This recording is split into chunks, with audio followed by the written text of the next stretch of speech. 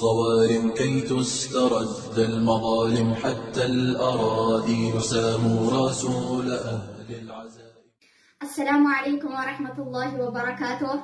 من همچون یک تاجیک و شهروند تاجیکستان و بالاتر از این همچون یک زن و دختر مسلمان اعتراض دارم با قانون منع حجاب زنان در تاجیکستان و میخواهم که هر چی زودتر این قانون بیکار کرده شود.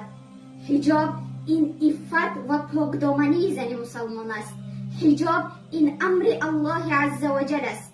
الله عز و جل زنان را به حجاب امر کرده می فرماید: یا ایها النبی قل لازواجک و بناتک و نساء المؤمنین یدنین علیهن من جلابیبهن. ای پیامبر، با زنانت و دخترانت و زنان مؤمنان بگو که